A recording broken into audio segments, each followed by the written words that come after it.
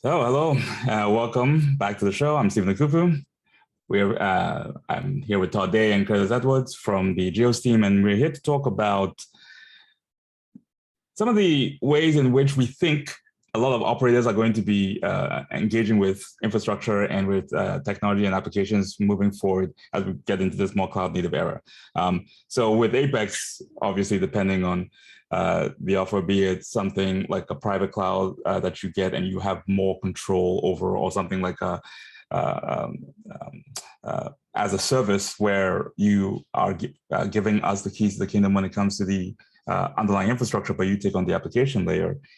Questions about things like, well, what am I actually doing when I'm running this environment? Like, people talk about scripts and people talk about Kubernetes, YAML languages, infrastructure as code. And I'm starting to get a lot of conversation with customers where they kind of feel like, well, isn't this just all scripting over and over again? We've been doing this since Unix. Like, what's different? Funny you mentioned that, right, Stephen? When we were having this initial conversation, that was my take, right? I came from a Unix background, so scripting an environment to make it easier to operate, or have certain things happen at certain times of the day, or certain reactions to different aspects of the application, it's been part of my daily life, and back in the day. But at the same time, if I was sick, if I wasn't around, and something changed in the operating system, all the scripts were broken. So, this whole concept now that you're talking about, how does that change things? Like, right. It just kind of boggles my mind, and I'm sure it boggles many customers' minds as well. Yeah, and I think where it now dovetails into is the whole DevOps mentality, which is that, while we still will use scripts to do certain things, whether we're trying to make changes at the physical hardware layer, or at a virtualization layer, or at the Kubernetes layer, et cetera, the reality is that intelligence, that automation, needs to follow some basic principles that typically we see with applications. Cloud native applications follow kind of this 12-factor methodology where code is stored in a repository. There's a build process. There's a blue-green deployment to test it. There's a capability to roll it back. There's change history, version control, et cetera, to manage all elements of that software, if you will, right? Because infrastructure as code is really software. It's not just scripts that you or I create and it makes our job easier. It's something that the network team needs to wrap their head around, the server team, storage team, et cetera. So a larger customer that's already embarking on this journey probably already has a DevOps team, right? They have a team in place. But a smaller customer that's dipping their toe in the water or want to start going down this path, they probably need to start looking at creating such a team. Is that a fair statement? So when it comes to the smaller teams, I'm not sure I would go all the way as creating teams, but even if you look at the small and the big teams, like, here's where that statement becomes very precise. A lot of customers, even if they already believe they have teams, come from the mentality of already having these scripts. So as Todd was talking about, cloud native pipelining way of creating applications, you can't just write a couple shell scripts for Ubuntu to update based on a GitHub repo being flagged as, oh, that's a new version. That becomes a gargantuan task. So you kind of need these new abstraction layers that come built in to these tools, and then build teams around using these tools. This is why DevOps has never really been so much a job title as it has been a culture, because you give the tools to do the job. So Kubernetes, for example, will take that 12-factor application that is pre-baked into an image. You put a line into what that image is called, pops it up for you. No scripts about where to sign in or what figure to go into. Terraform will allow you to say, hey, this number of servers need to be up for this number of applications. Those tools have that intelligence baked into them, and the teams can be built around them. If that makes sense. Yeah, and that kind of, when you asked that, Curtis, it triggered in my brain why I tend to use the verbiage mentality, the DevOps mentality, because if I think of, You know, you were in the Unix world as an admin. I was in IT way back when. And everyone had their responsibilities and their tasks. And if it was operations, you know, they had their tools, but there wasn't a mentality around how that was stored, versioned, controlled. And it wasn't, you know, when I started the job at X, Y, and Z company, it was like, oh, great, you know, you have your various certifications, you can do this stuff, great, off to the races. It wasn't, here's how we manage and operate this. We're talking large financial and manufacturing companies. So even though those type of companies probably have a team, whether or not they have that mentality that they operate it as a, you know, kind of a software construct, and the principles around that becomes the question of whether they're doing that. So, because, you know, even Steven said, like, there's not a DevOps title per se, but if you actually go out to LinkedIn or Indeed or whatever, there's plenty of DevOps engineer with 20 years experience posting, and it's like, okay, well. Right, no, that makes sense to me, you know, so. Yeah. So yeah, the mentality piece, I think, is equally important as the team, the charter, the responsibility, and then the overall strategy from a tooling and scope perspective. So let's dive in a little bit more. Let's dive in a little bit more to the mentality. If you bring it a little bit to the way it applies to our platforms, right? That mentality where you are on that journey, right? Also aim to which platform or offer you might pick from the Apex offering, for example. So let's say you why?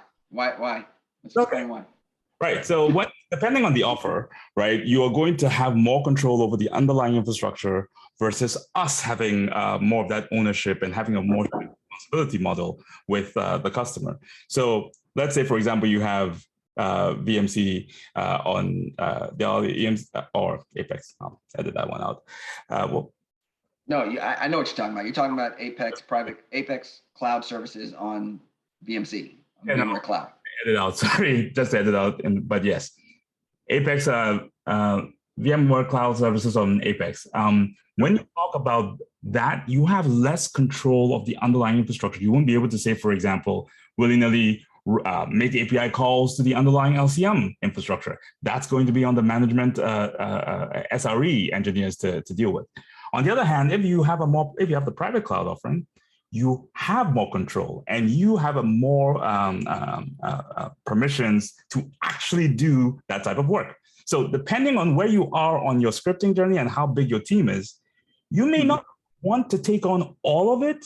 That might shift you more to the cloud services, or you might have a bigger team and you don't necessarily need it, and you might shift more to the private cloud services. It all depends on your capability. Okay, but if you're looking at a managed service from Apex, right, and it's fully controlled by Dell, then wouldn't you, that same mentality that you're talking about, wouldn't you let the hardware be taken care of by Dell, and then your DevOps mentality would be based around your application and the way you approach your application rollout and upgrades, et cetera, not necessarily the hardware?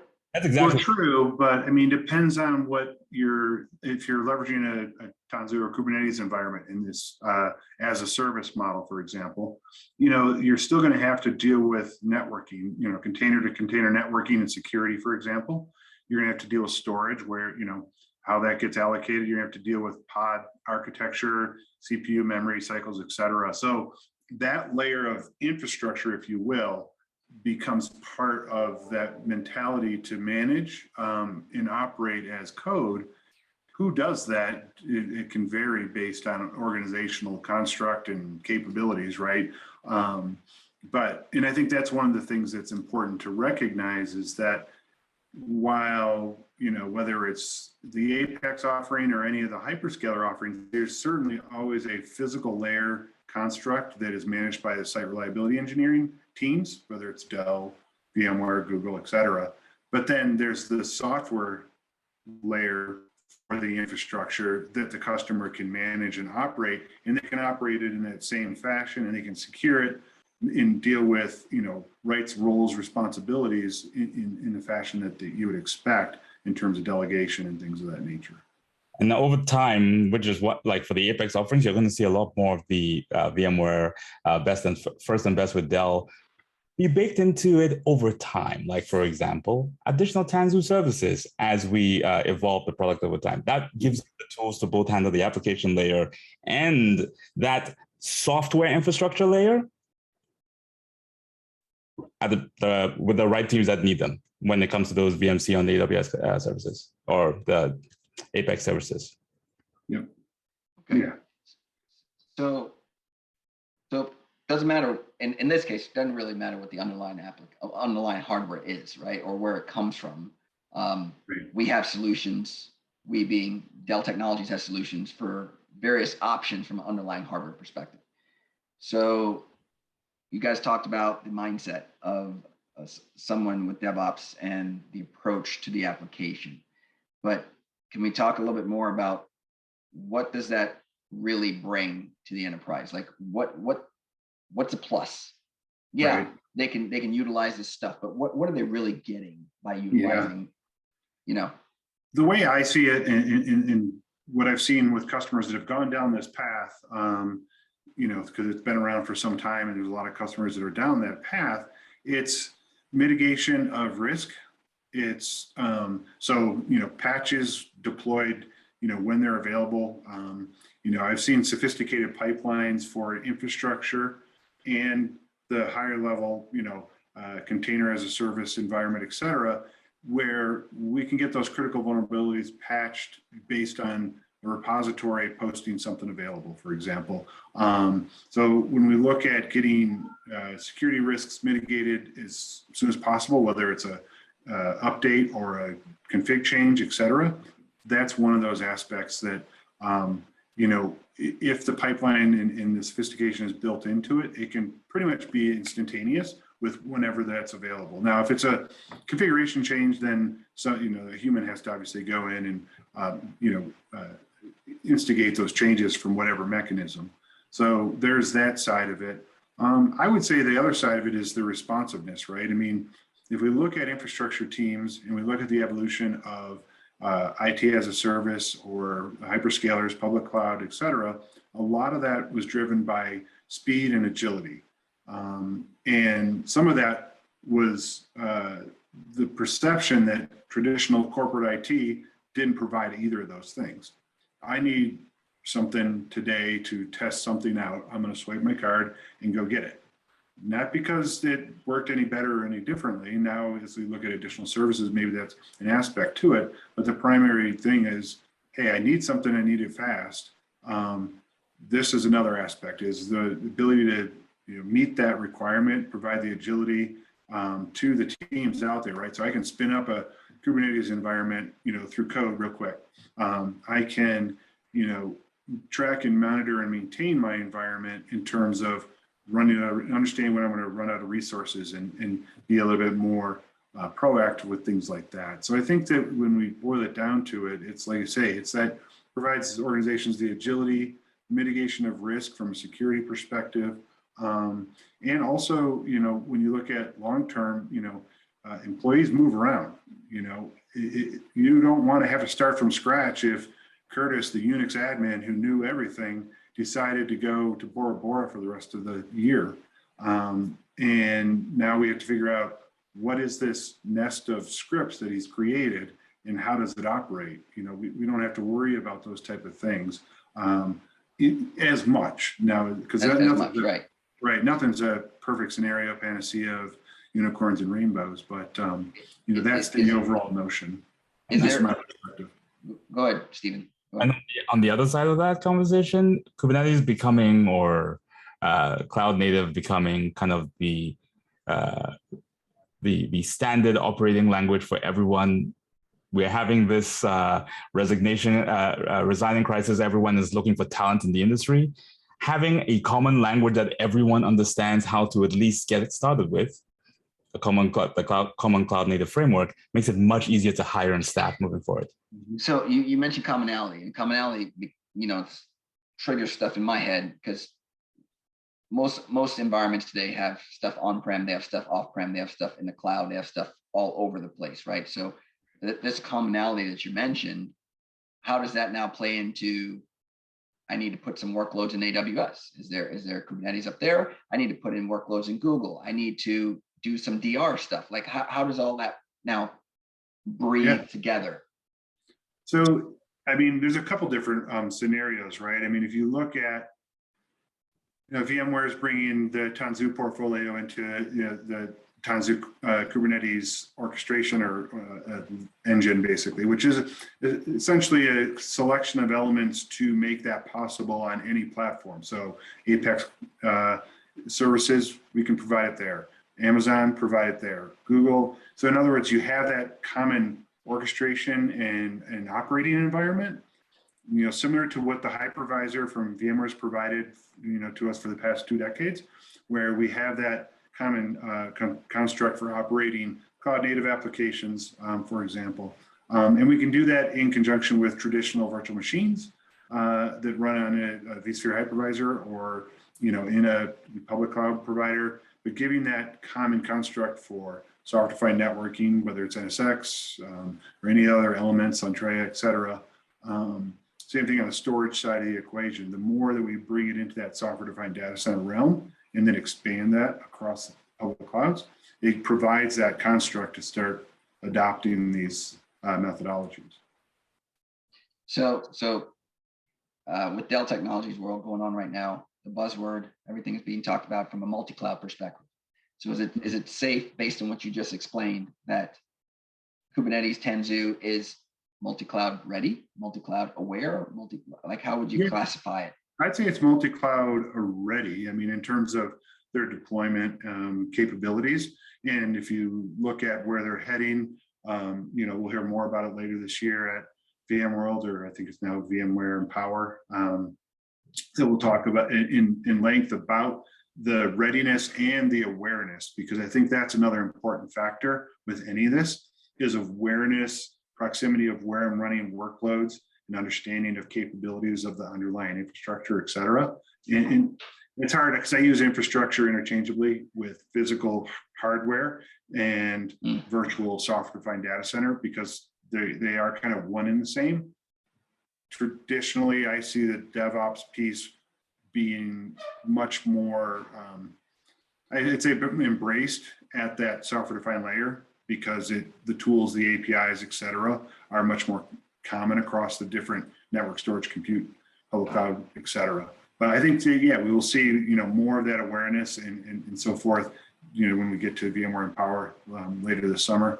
But right now, you can run any of that in any of the public cloud providers, have a common management plane and interface.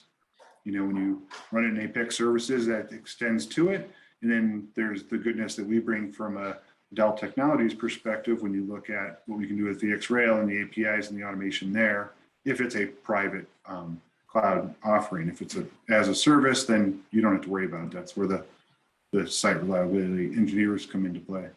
So it sounds like we definitely have another topic, right? Something else to talk about later on as the VMware Explorer comes into play, and you mentioned applications being more aware, right? So Stephen, anything you want to add? No, I think we've covered a pretty decent amount of conversational topics. Now, something that we might want to explore as we move into the next couple episodes will be, especially around that multi-cloud messaging. It is interesting because, like, with Kubernetes becoming so popular, there's the idea that, well, a Kubernetes is a Kubernetes is a Kubernetes. And while that is true to a certain extent, while it is true that you can take your containers and your pods and run them in different Kubernetes runtimes, the practical engineering effort of that is never as simple. It's never going to be all turnkey. And this is where the Tanzu aspect of it, and Tanzu mission control, and like the way VMware is positioning its application services that it announced recently in this multi-cloud event, will start to show more of why the Dell and VMware relationship starts to become really important, because we have a lot of those things on our mind. So kind of a preview for next time, and awesome. We'll jump into it. Yeah. Appreciate it, fellas. All right. Look forward to it.